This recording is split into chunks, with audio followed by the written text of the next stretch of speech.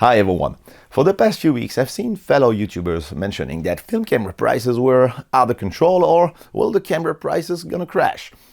And I must admit, I kind of agree with them. You see, a couple of years ago, $200 for a Canon E1 was seen as crazy prices. But nowadays, that seems like a bargain. But there was one camera brand, and more specifically one model, that seems to be immune from this price hike. It's this guy, the Minolta 800Si. Maxxum or Dynex, whether you are in the US or in Europe. And I paid $40 for this camera, plus the lens. If you add the $10 I paid for the dedicated flash by Minolta, this equipment, which looks, feels and performs as a professional camera, is just around $50. That seems too good to be true. Is it?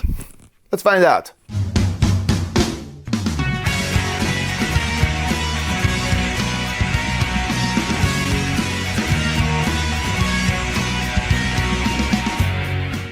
This camera is so cheap, it is meme material.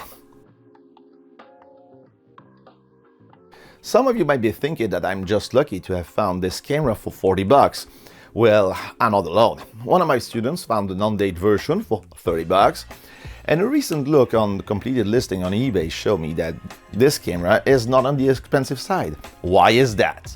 Some cameras are cheap for a reason. Let's look at this Vivitar V4000, which I reviewed in a previous video. It cost me 1 subscriber, but these cameras were always meant to be affordable. It's a very basic camera, but the Minolta is not. I mean, just have a look at this Action Shop folder from 1999, and you can see the price of this camera. This is Belgian local currency, and if you adjust it for the inflation, it's a $1,500 camera. That's not really a cheap one. And this camera is not basic neither. I mean, look at the specs. The maximum shutter speed is 1/8000 with a flash sync speed of 1/2000. Multiple metering modes like average, spot and matrix. Bracketing function, A, C and S, which stand for automatic, continuous or single autofocus. 4 selectable AF points and a wireless flash capability. I mean, wireless flash on a film camera.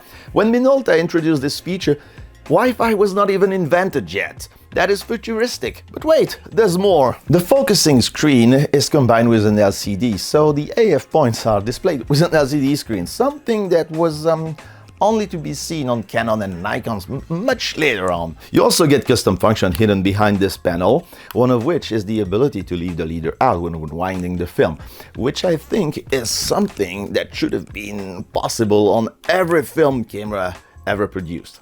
Minolta's got it. And last but not least is the eye start function. On the front grip you have these 2 sensors, and below the eyepiece are these 2 windows, and they detect the presence of your eye while you're holding the camera. So as soon as you put the camera in front of your eye, it automatically focuses. Something that was seen on digital cameras a few years later. Thinking ahead, Minolta. But a lot of features doesn't necessarily mean the camera is good. Maybe the AF is slow. Well, think again. The AF is lightning fast. And the exposure system is almost foolproof. Look at what I was able to achieve in different lighting conditions. There was a lot of mist that day, and the camera fared pretty well. So far it seems like this is the perfect camera. Is it? Well, there's something wrong. And something good at the same time. You see, Sony dropped the support for the Minolta and Sony A-mount in 2021. That means there are a lot of lenses made by Tamron or Sigma that are available on the second-hand market. Premium lenses for your camera that are totally compatible with this. That's a good thing. The bad news is, well, if you are looking for original Minolta lenses, since Minolta's target customer were not really professional photographers, they go for a premium price because of their rarity. But if you don't mind using Sigma or Tamron lenses on a Minolta camera, this seems like the perfect camera ever made.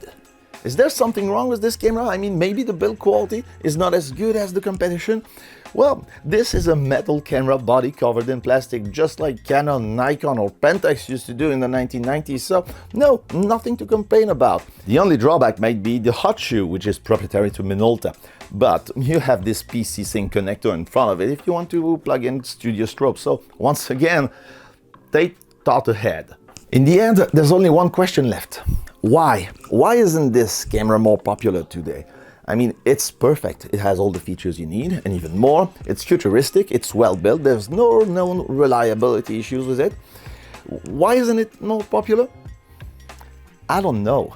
And I mean, my favorite camera, my top pick for film cameras is still my Nikon N90S because I own several prime lenses for it. If I didn't own these prime lenses for my Nikon, the Minolta 800Si would be my definite favorite film camera of all time.